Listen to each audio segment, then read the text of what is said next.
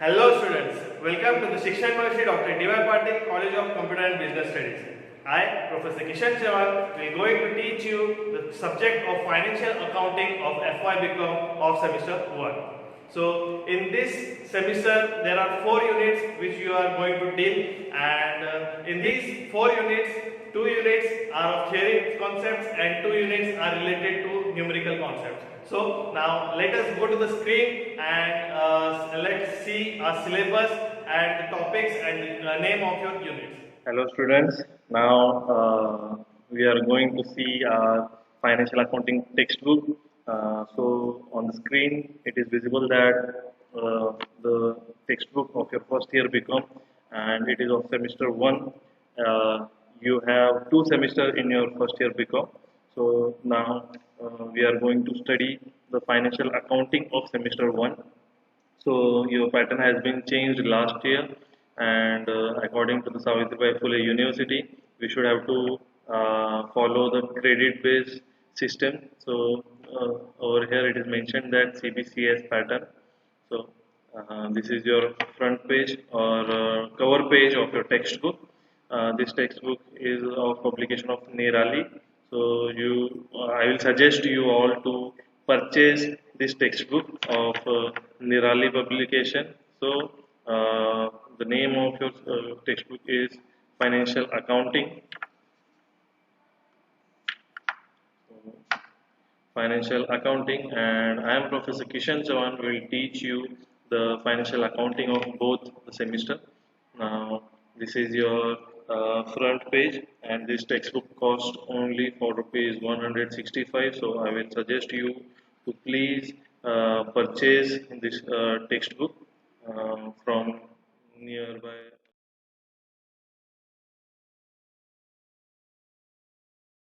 of Nirali publication. Students, as I have explained you that your syllabus is of credit pattern, and this subject means financial accounting of semester 1 will carry 3 credits for your theory subjects and 1 for practical subject. Means this account subject will carry 1 practical also.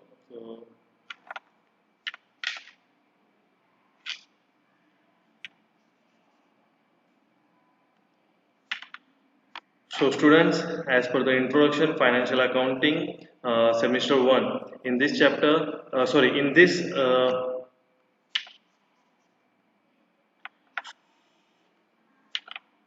so students, as per the syllabus, you know your subject name, that is financial accounting semester 1, which carries 3 credits for theory and 1 credit for your practical. So this is your practical subject, in which you have to do some practicals as well as assignment also. So first of all, we will see the objectives of the course. So objective of the course is to impact knowledge of basic accounting concept. Means हम लोग को क्या करना है यहाँ पे, हम लोग को ये सिलेबस ऐसा टाइप में डिजाइन किया गया है जिससे कि आपको क्या क्या चेंजेस हैं, बेसिक अकाउंटिंग जो है, बेसिक अकाउंटिंग कॉन्सेप्ट जो आप 11th-12th में पढ़े हो, उसी को इम्प्लीमेंट करते हुए हमको थोड़ा सा और डीप में हम लोग को स्टडी करना है to create awareness about application of these concept in business world. Business world में ये जो कॉन्सेप्ट हम लोग पढ़ने वाले हैं उसका यूज कैसे करेंगे वो हम लोग देखने वाले. To impact skills regarding computerised accounting, means we should have to know that where these accounting concepts are used in our computerized accounting, computer में कहाँ कहाँ रिलेट करता है ये चीज. To impact knowledge regarding finalisation of accounts of various establishment. Means ये अलग अलग इस्टेब्लिशमेंट मीन्स अलग अलग बिजनेस में, अलग अलग फर्म में, अलग अलग ऑर्गेनाइजेशन में ये अलग अलग रोल प्ले करता है फाइनेंशियल अकाउंटिंग. तो कहाँ कैसे इम्पैक्ट होगा ये हमको स्टडी करना है. तो अब यहाँ पे देखिए आपका जो यूनिट 1 है, यूनिट 1 यहाँ पे आपको दिया गया है accounting concept, convention and principles and overview of emerging trend. तो स्टूडेंट ये जो फर्स्ट टॉपिक है ये पूरा का पूरा थ्योरी बेस्ड टॉपिक है। तो आपको इसमें क्या करना है, इससे रिलेटेड जो मैं अभी आपको फर्स्ट यूनिट नहीं कवर करने वाला, फर्स्ट यूनिट हम लोग सबसे लास्ट में लेंगे क्योंकि ये थ्योरी बेस्ड कॉन्सेप्ट है। आज हम लोग देखेंगे कि हमारे सिलेबस में क्या क्या है और हमको क्या क्या कवर करना है। और फर्स्ट यूनिट हम लोग फिलहाल स्किप करेंगे, will directly move on the second unit क्योंकि थियरी कॉन्सेप्ट है। हम लोग को न्यूमेरिकल्स कॉन्सेप्ट फटाफट we should have to complete, तो हम लोग को जल्दी से जल्दी कंप्लीट करना है। स्टूडेंट्स यहाँ पे देखिए थियरी कॉन्सेप्ट है, यहाँ पे जब हम लोग थियरी ये लेसन कवर करेंगे थियरी कॉन्सेप्ट्स में, तो उस टाइम पे हम लोग ये पूरे के पूरे कॉन्सेप्ट कवर करेंगे, ठीक है। तो मैं अभी नेक्स्ट पेज ले रहा हूँ जहाँ पे आपका सेकेंड यूनिट है। स्टूडेंट्स सेकेंड यूनिट में आपका जो टॉपिक है वो है पीसमील डिस्ट्रीब्यूशन ऑफ कैश। तो what you mean by piecemeal distribution of cash, ये हम लोग आज पढ़ने वाले हैं। हमारा जो टॉपिक है ये यूनिट सेकेंड है, लेकिन हमारा जो लेक्चर है फाइनेंशियल अकाउंटिंग का उसमें हमारा ये फर्स्ट टॉपिक रहेगा। और ये टॉपिक जो है पूरा न्यूमेरिकल बेस्ड है, कॉन्सेप्चुअल बेस्ड है। आपको पूरा कॉन्सेप्ट समझना है, इससे रिलेटेड न्यूमेरिकल्स सॉल्व करने हैं। Now over here you can see that we should have to study surplus capital method only asset taken over by partner. First of all ना मैं आपको टॉपिक का मीनिंग समझा देता हूँ। हम लोग इसमें क्या क्या पढ़ने वाले हैं वो देख लेंगे और इसका मीनिंग के बारे में बात करेंगे। ये टॉपिक हम लोग पढ़ क्यों रहे हैं, to ascertain the knowledge about process of dissolution of partnership firm, means partnership form. ये आपको पहले 12th स्टैंडर्ड में आप पढ़ चुके हो कि पार्टनरशिप फॉर्म होता क्या है, ये आपको अच्छे से पता है। मैं आपको ये स्क्रीन पे भी आपको एक्सप्लेन कर देता हूँ। Partnership form means what. Suppose एक पार्टनर है, पार्टनर नहीं बोलूंगा मैं, एक पर्सन बोलूंगा, ठीक है। सपोज एक पर्सन है जिसका नाम है ए, ठीक है। ये अपना एक बिजनेस रन कर रहा है, ये अपना एक बिजनेस रन कर रहा है, जिस बिजनेस में ये बिजनेस को अकेला रन कर रहा है, ठीक है। तो ये अकेला रन कर रहा है, तो इस बिजनेस को हम लोग क्या नाम देंगे, सोल प्रोप्राइटरशिप बिजनेस, ठीक है। ये आपने 11th स्टैंडर्ड में पढ़ा था। तो सोल प्रोप्राइटरशिप बिजनेस मीन्स जहाँ पे एक अकेला आदमी पूरे बिजनेस को उसके चैलेंजेस फेस करता है, बिजनेस को रन करता है, ठीक है। अकेला आदमी पूरा डिसीजन मेकिंग पूरा उसका अकेला का रहता है। लेकिन अगर एक बिजनेस में, ठीक है, मैं बात कर रहा हूँ ऐसा बिजनेस जिसमें दो पर्सन जो है डिसीजन ले सकते हैं, एक पर्सन का नाम है ए और एक पर्सन का नाम है बी। क्यों दो पर्सन, क्योंकि इस बिजनेस में इन दोनों का सेम इन्वेस्टमेंट होगा। सेम इन्वेस्टमेंट अगर नहीं भी होगा तो कुछ ना कुछ इन लोग का इन्वेस्टमेंट होगा। तो ऐसे बिजनेस को हम लोग क्या बोलते हैं, पार्टनरशिप बिजनेस, ठीक है। ये दोनों किसमें काम कर रहे हैं, पार्टनरशिप। ये दोनों अकेले अपना जो है डिसीजन नहीं ले सकते, ठीक है। डिसीजन लेने के लिए इधर इन दोनों को एक दूसरे का जो म्यूचुअल अंडरस्टैंडिंग के हिसाब से डिसीजन लेना पड़ेगा, ठीक है। दोनों को मिलके डिसीजन लेना पड़ेगा। कुछ भी डिसीजन बिजनेस में, कुछ परचेस करना है, कुछ सेल करना है, एम्प्लॉयज हायर करने हैं, एम्प्लॉयज को निकालना है। अभी जैसे आप देख रहे हो कोविड-19 की सिचुएशन में बहुत प्रॉब्लम्स फेस करनी पड़ती है। तो ये पार्टनरशिप बिजनेस मीन्स जहाँ पे मतलब एक अकेला आदमी काम करता है तो उसको सोल प्रोप्राइटरशिप बिजनेस बोलते हैं, और अगर एक से ज्यादा काम करते हैं तो उनको जो है पार्टनरशिप बिजनेस बोलते हैं। तो जैसे कि अगर मिनिमम 2 जन होते हैं तो पार्टनर्स हो जाते हैं। तो बिजनेस में पार्टनर्स का जो ये है लिमिट है, वो आपने ऑलरेडी प्रीवियस स्टैंडर्ड में देखा है। हम लोग लिमिटेशंस की बात नहीं करेंगे, उनकी लिमिट बात नहीं करेंगे। मैं अभी बात करूंगा यहाँ पे, सपोज एक बिजनेस है, business A plus business B, मतलब partner A and partner B एक बिजनेस रन कर रहे हैं, ठीक है, जैसे कि अभी मैंने बताया, ठीक है। ये पार्टनरशिप बिजनेस होगा, ठीक है। ये बिजनेस रन कर रहे हैं तो इसको पार्टनरशिप बिजनेस बोलेंगे। अभी ड्यू टू सम रीजन, अभी आप देख ही रहे हो कि कोविड-19 की एक बहुत ड्रास्टिक इम्पैक्ट हो गया है मार्केट में, बहुत ही मेजर इश्यूज हो रहे हैं, प्रॉब्लम हो रहे हैं।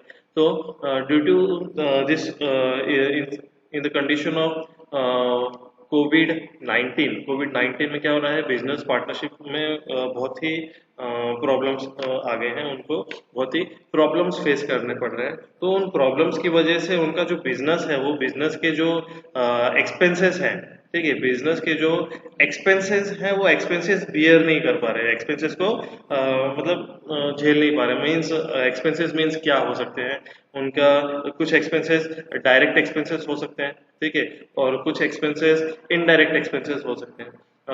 अभी हम लोग डायरेक्ट और इनडायरेक्ट एक्सपेंसेस की बात नहीं करेंगे, लेकिन एक्सपेंसेस कुछ भी हो सकते हैं।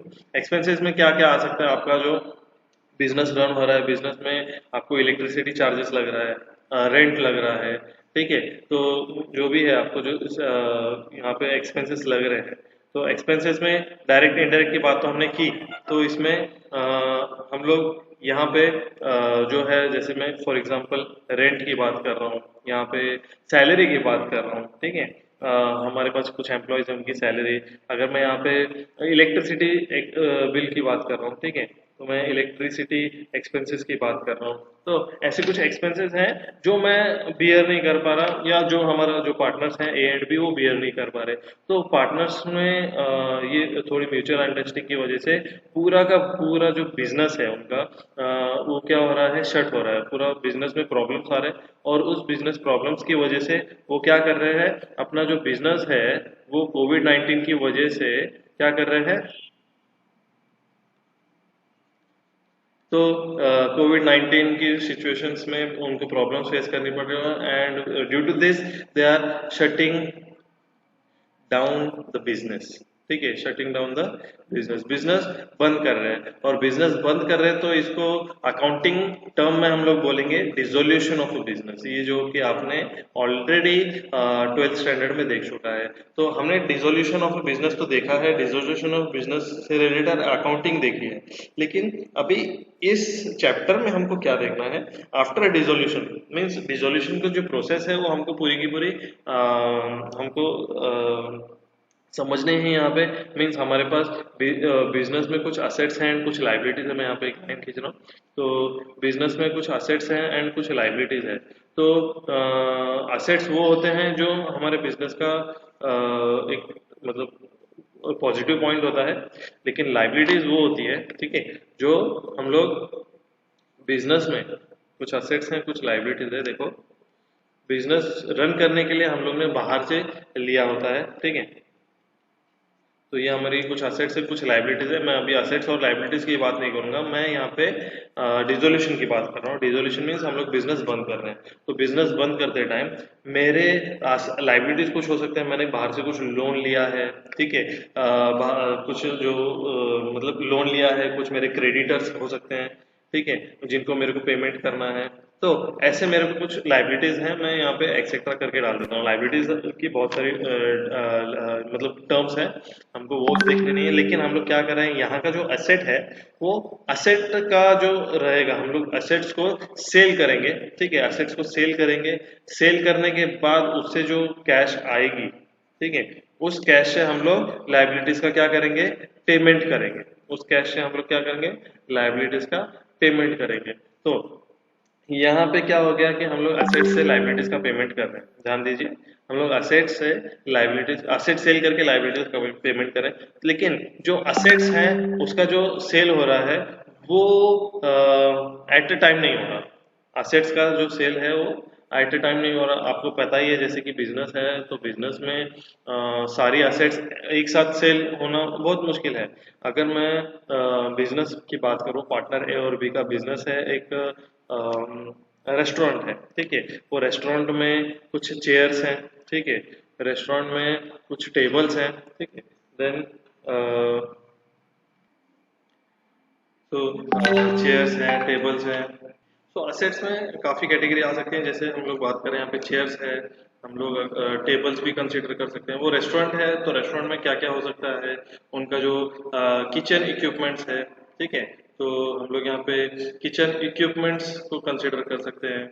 आगे आप देख सकते हैं कुछ वहाँ पे ये भी हो सकता है, जैसे फैन हो गया, एसी हो गया, ट्यूबलाइट हो गया, एक्सेट्रा में डाल देता हूँ मैं ये सब, ठीक है। तो हमारे पास ना ए और partner A and partner B का जो बिजनेस है रेस्टोरेंट का, वो बिजनेस हम लोग क्या कर रहे हैं, पूरा का पूरा बिजनेस बंद कर रहे हैं। तो आप खुद ही सोचिए, यहाँ पे अगर एक बिजनेस है जो बंद हो रहा है, तो बंद हो रहा है तो हमको सारे एसेट सेल करने हैं। तो ऐसा थोड़ी है कि एक ही दिन में सारे एसेट सेल हो जाएंगे, ओके, सो कस्टमर हमको एट अ टाइम एक ही साथ नहीं मिल सकता। हमको कभी यहाँ पे चेयर्स है तो एक कस्टमर को चेयर्स की नीड है, एक कस्टमर को टेबल्स की नीड है, एक कस्टमर को किचन इक्विपमेंट्स की नीड है, एक्सेट्रा एक्सेट्रा जो भी है। ये क्या होगा, ये पार्ट पार्ट में सेल होगा।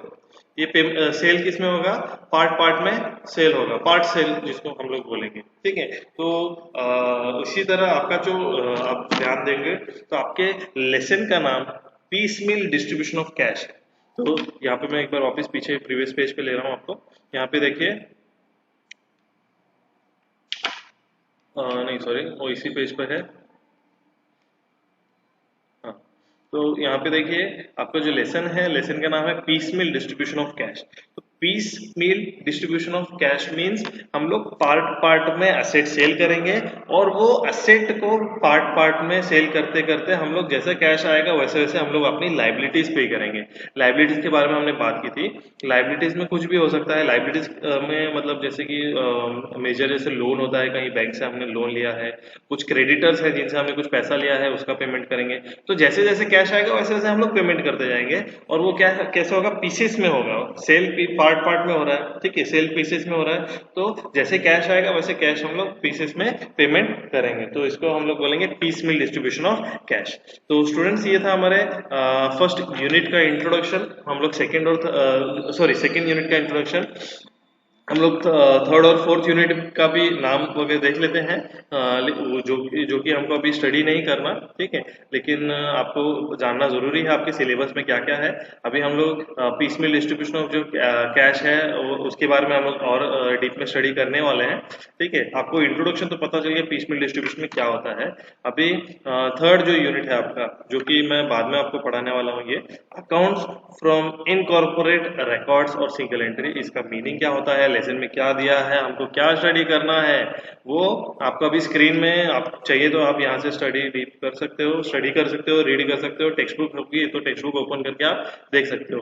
लेकिन अभी फिलहाल हमको इसके बारे में बात नहीं करनी। हमारे पास टोटल 4 यूनिट है, जिसमें फोर्थ यूनिट है आपका introduction to goods and service tax laws of accounting. Means आपको जीएसटी के बारे में यहाँ पे इंट्रोडक्शन दिया हुआ है। Goods and service tax laws मतलब मोस्ट ऑफ द अपनी इंडियन पॉपुलेशन जो है जीएसटी फॉलो करती है, लेकिन जीएसटी का मीनिंग बहुत लोगों को नहीं पता। तो जीएसटी होता क्या है उसके बारे में हम लोग इंट्रोडक्शन देखेंगे। जीएसटी के टाइप्स क्या होते हैं, जीएसटी में क्या क्या आता है, मतलब अलग अलग टाइप के टैक्सेस देखेंगे, प्रोसीजर क्या होती है रजिस्ट्रेशन की जीएसटी के अंडर में। ठीक है, ये सारे हम लोग ये फोर्थ यूनिट में स्टडी करेंगे। आपका जो सिलेबस है बहुत ही इंटरेस्टिंग है। और स्टूडेंट्स और ये जो सिलेबस है आपको सेल्फ प्रैक्टिस ज़्यादा करनी है। तो आपको खुद से जो है रीडिंग हैबिट होनी चाहिए, प्रैक्टिस हैबिट होनी चाहिए। मैं न्यूमेरिकल्स जो भी आपको सॉल्व कराऊंगा, न्यूमेरिकल्स हम लोग कल से स्टार्ट करेंगे। न्यूमेरिकल्स जो भी सॉल्व कराऊंगा, न्यूमेरिकल्स की आपको प्रैक्टिस होनी चाहिए, प्रैक्टिस रेगुलर होनी चाहिए। ठीक है, आपका जो सेकेंड एंड जो थर्ड यूनिट है ये आपका न्यूमेरिकल बेस्ड है। इसमें आपके प्रॉब्लम्स रहेंगे second unit and third unit में। एंड फोर्थ यूनिट जो है आपका थेरेटिकल बेस है। तो आपका फर्स्ट एंड थर्ड यूनिट जो है थेरेटिकल बेस है। So now students, as we have seen the introduction and the meaning of piecemeal distribution of cash, now let us go to our next page, that is the index page. So your first chapter is of 46 pages, and as I have told you that we will go through this chapter afterwards. Today we are going to start piecemeal distribution of cash, and we have seen the meaning. And in tomorrow's lecture, we will start numerical problems. So to understand the numerical problems, so in today's lecture, we will go through the meaning and basic concept, theoretical concept regarding piecemeal distribution of cash, and afterwards we'll cover our third and fourth unit. So this is your first page of piecemeal distribution of cash. In this chapter we are going to study the method of piecemeal distribution, that is surplus capital method. Then accounting treatment in which assets taken over by partner past profit and losses, contingent liabilities, provision of realization expenses, secured liabilities, preferential liabilities, and the illustration and some of the questions for self studies are given at the end of the lesson. So, students, let us see what does the piecemeal distribution exactly means. So, the piecemeal distribution is the term that stands for discontinuation. Piecemeal distribution is a term that stands for discontinuation. Students, discontinuation means to shutting down the business. मतलब जैसे मैंने अभी example दिया था, partners A and B का एक business था, partner A and B का एक बिजनेस था, वो बिजनेस शट डाउन हुआ, शट डाउन मीन्स वो बिजनेस बंद कर रहे हैं, तो उस पॉइंट को हम लोग बोलेंगे डिसोल्यूशन, ठीक है। तो dissolution stands for discontinuation. Under the Partnership Act 1932, under the Partnership Act 1932, the dissolution may be either of partnership or a firm. The dissolution of a partnership among all the partners of a firm is called dissolution of the firm. It's called dissolution of the firm. ध्यान से देखिए यहाँ पे क्या बोला है, the dissolution of a partnership among all the partners, ठीक है। अगर एक बिजनेस के सारे पार्टनर्स के बीच में डिसोल्यूशन हो रहा है तो उस डिसोल्यूशन को हम लोग बोलेंगे डिसोल्यूशन ऑफ अ फर्म, क्योंकि पूरा का पूरा बिजनेस ही बंद हो रहा है, ठीक है। It should be noted that there is a distinction between dissolution of partnership and dissolution of firm. यहाँ पे बोला है कि डिसोल्यूशन ऑफ पार्टनरशिप अलग है and dissolution of a firm अलग है। Means dissolution of partnership means कि पार्टनर्स में डिसोल्यूशन हो रहा है, पार्टनर्स में जैसे कि आपने देखा था 12th स्टैंडर्ड में admission of a partner, retirement of a partner, death of a partner, तो वहां पे क्या हो रहा है, दो पार्टनर है, तीन पार्टनर है, तीनों पार्टनर में से एक पार्टनर चला जा रहा है, ठीक है, ड्यू टू सम रीजन या फिर उनके बीच में कुछ डिस्प्यूट्स की वजह से वो पार्टनर जा रहा है। तो ऐसे रीजन की वजह से पार्टनर में क्या हो रहा है, पार्टनरशिप फॉर्म में क्या हो रहा है, डिसोल्यूशन हो रहा है, तो उसको बोलेंगे dissolution of a partnership. And अगर पूरा का पूरा बिजनेस बंद हो रहा है तो उसको हम लोग बोलेंगे डिसोल्यूशन ऑफ अ फर्म, ठीक है। तो dissolution of a firm means complete breakdown of the relation of partnership amongst all partners. It is the complete discontinuance of relationship amongst all the partners of a firm. However, if this breakdown is relating to a new partner and not all the partners and the partnership business is continued, it is known as dissolution of partnership. देखिए यहाँ पे अभी हमने ऊपर dissolution of a firm देखा, dissolution of partnership में क्या बोल दिया, if the breakdown is relating to few partners, मतलब अगर कुछ partners के बीच में breakdown है, ठीक है, few partners के बीच में breakdown है, पूरा का पूरा फर्म जो पार्टनर्स का है उनमें ब्रेकडाउन नहीं है, and the partnership business is continued, business चालू ही है, उस बिजनेस के पार्टनर्स में कोई जन डिसकंटिन्यू कर रहा है, तो वैसे टाइप के डिसोल्यूशन को हम लोग बोलेंगे dissolution of partnership. So, dissolution of a partnership is thus a mere reconstruction of a partnership. It involves changes in the relationship between amongst the partners. ठीक है, तो ये चीजें हैं, डिसोल्यूशन ऑफ पार्टनरशिप आपको पता चल गया, डिसोल्यूशन ऑफ अ फर्म आपको पता चल गया। यहाँ पे देखिए process of dissolution of a partnership firm, ये यहाँ पे हमको क्या देखना है, on the dissolution of a firm the assets are sold and the cash thus made available is used to pay off firm's liabilities. In practice, the realization or a sale of asset is not an easy job. ध्यान में देखिए, यहाँ पे जैसे मैंने बताया था asset सारे के सारे at a time sell नहीं होंगे, so in a practice the realization or a sale of asset is not an easy job. It may take time, ये क्या कर सकता है, टाइम ले सकता है, it may take time even months to sell all these assets of the firm, ठीक है। Thus the realization of asset is done part by part. Assets का रियलाइजेशन क्या होता है, पार्ट बाय पार्ट होता है, पीसेस में होता है, जैसे हमको कैश आएगा वैसे हम लोग लाइबिलिटीज पे करेंगे, ये हमने देखा था अभी। So part by part, it is gradual, it is piecemeal, ठीक है। So the creditors of a firm will not sit quiet till the assets are realized. जो क्रेडिटर्स हैं उनको क्रेडिटर्स को ऑब्वियसली उन्होंने पैसा दिया है, उनको पैसा लगेगा, तो क्रेडिटर्स क्या होंगे, शांत नहीं बैठेंगे and they will demand their dues. They will demand their dues means उनको उनका पैसा वापस चाहिए, तो उसके लिए वो डिमांड करेंगे। And when the firm has sufficient fund, जब भी फर्म के पास सफिशिएंट फंड होगा वो असेट सेल करने के बाद उनको क्या करेंगे, पेमेंट कर देंगे। Thus the creditors are paid part by part। creditors को क्या होता है, पार्ट बाय पार्ट पेमेंट होता है। The distribution of available funds is gradual, it is piecemeal। तो ऐसे डिस्ट्रीब्यूशन को हम लोग बोलेंगे piecemeal। Now the question arise as to in what order the liabilities of the firm should be paid off, or in other words how should the assets of the firm be applied।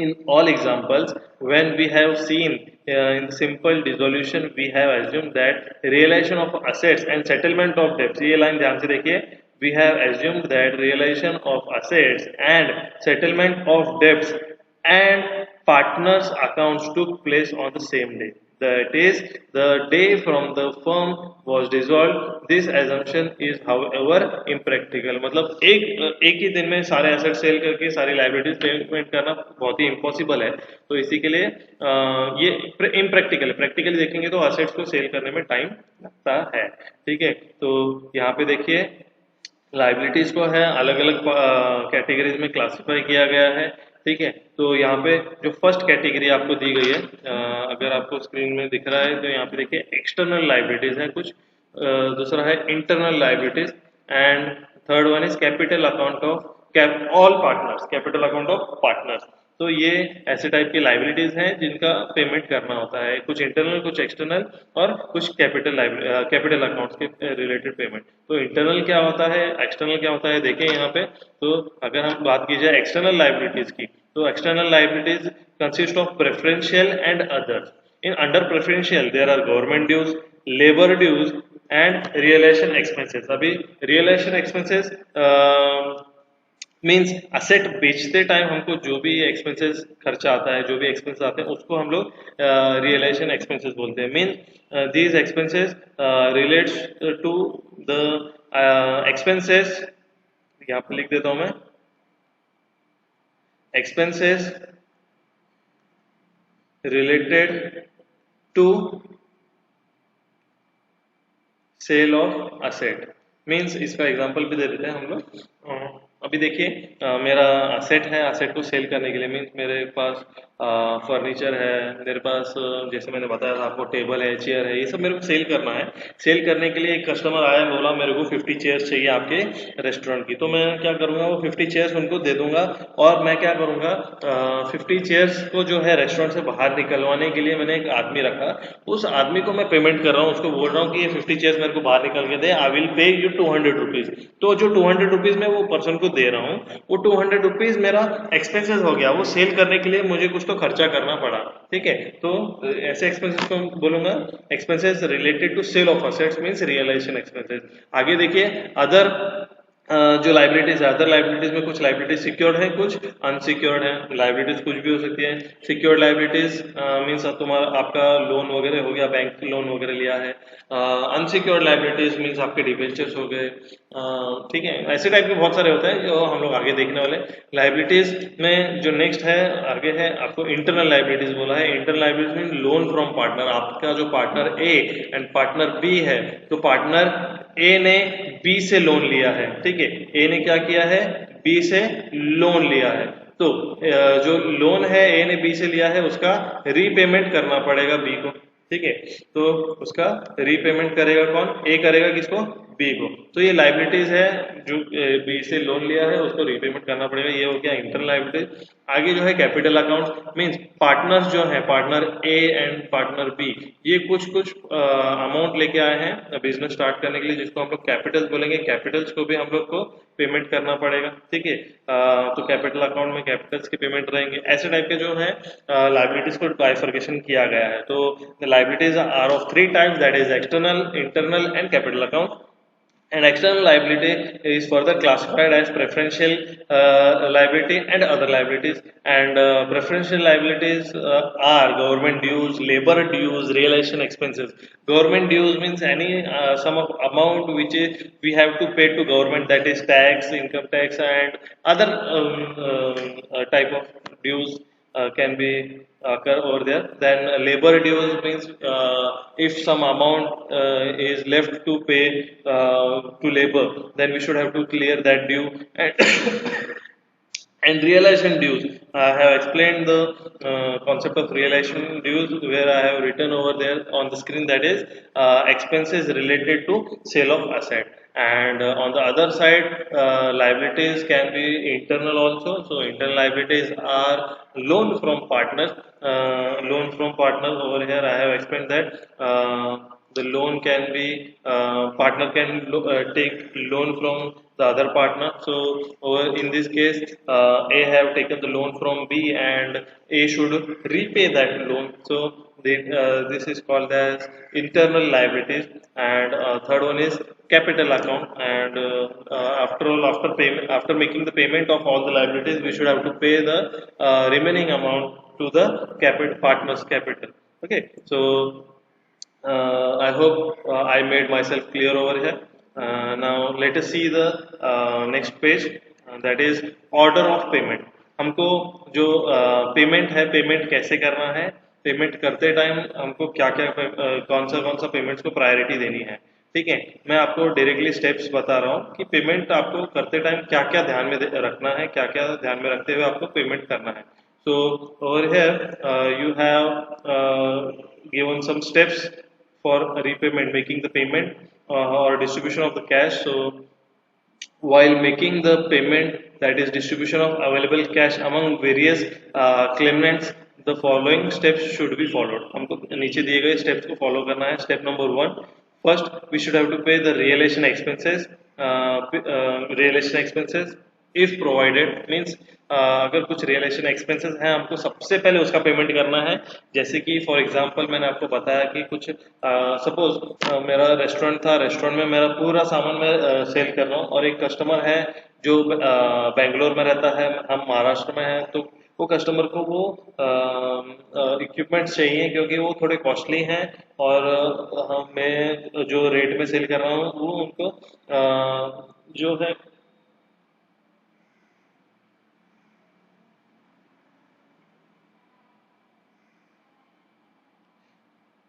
और मैं जिस rate में cell कर रहा हूँ वो उनके budget में आ रहा है. तो उनको ये सेल जो है प्रोडक्ट कर रहा हूँ. तो मैं क्या कर रहा हूँ, मैंने एक टेम्पो ट्रक वगैरह जो भी है सब सामान उसको लोड करवाया, उसका ट्रक को भेज दिया. अभी लोडिंग में देखिए कुछ इक्विपमेंट्स है, सामान है, लोड करने में मुझे क्या करना पड़ेगा, कुछ लेबर हायर करने पड़ेंगे, लेबर को ट्रक में सामान डालने के लिए उनको पेमेंट करना पड़ेगा. तो ये सब क्या हो रहा है, मेरा एक्स्ट्रा खर्चा हो रहा है. ऐसे एक्स्ट्रा खर्च को जो एसेट सेल करने के लिए मुझे जो खर्चा करना पड़ रहा है वो हो गया realization expenses. So first of all we will pay the realization expenses. Then in step 2 you should have to pay the outside creditors. ठीक है, outside creditors को pay करेंगे. The point to be noted here is that whenever an asset charged, that is an asset provided by way of security to the creditors is realized, the payment is made first to the concerned creditors, that is to whom that assets has been provided as security. Whenever an asset not charged is realized, payment is made to all the creditors, whether secured or unsecured, in proportion to their respective claims. Okay? Then step number 3 is after the payment of all outside liability, the partners loan are discharged in the proportion to their respective amount. तो सबसे पहले हम लोग ने first step में जो था realisation expense पे किया. सेकंड स्टेप में हम लोग क्रेडिटर्स को पेमेंट करेंगे. थर्ड स्टेप में पार्टनर्स लोन को पेमेंट करेंगे, पार्टनर इंटरनल जो लोन वगैरह कुछ लिया है. And after that, after the payment of all partners loan but before the partners capital are paid off as prudent measures and adequate provision should be made for contingent liabilities. Contingent liability का payment होगा. Example, discontinued bills receivable, the maturity of which has not yet reached. Finally, the partners capital are paid off. Means कुछ जो contingent liability है उनका payment होगा और उसके बाद partners capital का पेमेंट होगा. तो यहाँ पे हमको स्टेप्स भी समझ गए हैं कि आपको और क्लियर हो जाएगा while solving the problem numerical, जो कि हम लोग कल से स्टार्ट करने वाले हैं। ठीक है, तो यहाँ पे तो हमको जो ऑर्डर ऑफ पेमेंट है वो समझ गया है, समझ चुके हैं हम लोग। यहाँ पे देखिए आज मैं यहीं पे स्टॉप करता हूँ। कल के जो लेक्चर में हम लोग ये जो एग्जांपल है आपको जो स्क्रीन पे दिख रहा है, थोड़ा सा मैं जूम कर देता हूँ इसको, इस एग्जांपल को हम लोग देखने वाले हैं और then we will see the few examples and let's then after that we'll solve the exactly related exam related problems which you should have to see in the examination and practically उसमें क्या use होता है, किस लिए हम लोग solving करते हैं, कैसा प्रोसीजर रहेगा, ये पूरा हम लोग देखेंगे। ठीक है, तो so I will stop over here. So students